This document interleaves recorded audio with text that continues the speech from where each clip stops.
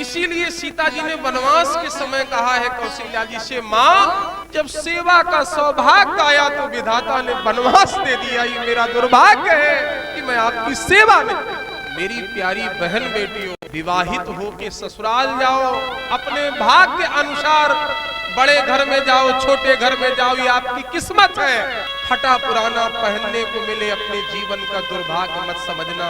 रूखा सूखा बासा खाने को मिले दुर्भाग्य मत समझना। रुपए पैसे से मोहताज रहो दुर्भाग्य मत समझना। जीवन का सबसे बड़ा दुर्भाग्य उस दिन समझ लेना जब सास ससुर की सेवा न हो। ये सबसे बड़ा दुर्भाग्य। हुई हो संतत बियहि प्यारी। सुनैना जी कहती है, सीता अगर तुम सास ससुर की सेवा करोगी तो सबकी प्यारी हो जाओगी। 12 वर्ष तक जानकी जी अयोध्या में रही। 4 जगह रहती थी, कहीं कोई चौपाई नहीं है कि नीचे पांव रखा हो। पलंग पीठ तज गोद हिडोरा, सियन दीन पग अवन कठोरा। इतनी कोमल है, इतनी कोमलांगी है। वनवास के समय केवल 2 कदम चली थी चित्रकूट की ओर, और 2 कदम चलने के बाद भी राम जी से कह दिया, प्रभु कुटिया कहाँ बनाओगे, मुझसे चला नहीं जाता। आपसे मैं निवेदन करूं, पूज्य श्री बिंदु जी महाराज ने बड़े प्यारी कविता लिखी। सुनैना जी राम जी से कहती, सिय जान की प्राण से प्यारी मेरी, सुकुमारी हिया से भुलाइयो ना। मिथिलापति भवन दिया सी रही, मति जागी अबोध खिजाइयो ना। सखी आन के संग की बिंदु लला,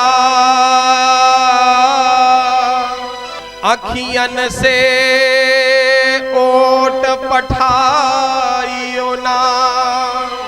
रघुनंदन प्राण प्यारे सुनो, कुमारी सिया से रिसाइयो ना। राम मेरी सीता से कभी गुस्सा मत होना। सीता अगर कोई अपराध कर दे तो मुझे पत्र लिख देना, मैं क्षमा मांगूं, मुझे दंड दे देना, लेकिन मेरी सीता से कभी गुस्सा मत होना।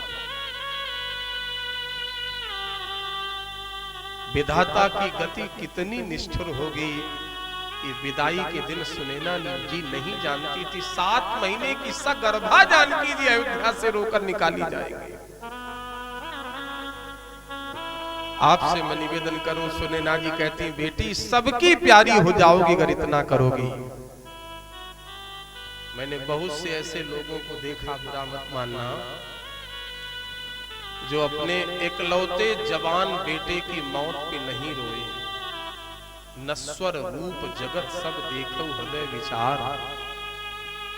एकलौते बेटे की डेड बॉडी सामने पड़ी है, आंसुओं को पी लिया, रोए नहीं। लेकिन ऐसा कोई बाप नहीं मिलेगा जो अपनी बिटिया को विदा करते समय विवाह में रोया ना हो। महाराज रोया ना। बहुत से ऐसे लोग होते हैं, हम देखते हैं कई जगह मैंने देखा, जब विदाई का समय आता है तो पिता अपने आप को छिपा लेता है, सामने नहीं रहेगा। और एक बिटिया के लिए सबसे बड़ा उस समय किंग कर्तव्यपूर्ण स्थिति होती है जब संतान के रूप में बेटी अकेली है,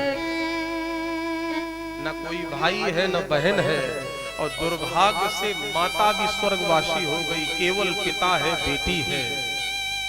बाप बेटी बस 2 ही घर में हैं। बेटी सयानी हो गई, पिताजी ने संबंध निश्चित कर दिया। जिस दिन से संबंध निश्चित हुआ उस दिन से बेटी बस सोचना शुरू करती है, मेरे विवाहित होने के बाद, मेरे ससुराल जाने के बाद मेरे पिताजी को रोटी कौन खिलाएगा। एक एक दिन करते करते वो समय भी आ गया जिस दिन बारात आने वाली है। एक तरफ स्वर्णिम भविष्य है, जीवन साथी मिल रहा है, और दूसरी तरफ ये सोच है कि मेरे जाने के बाद पिताजी कैसे रहेंगे।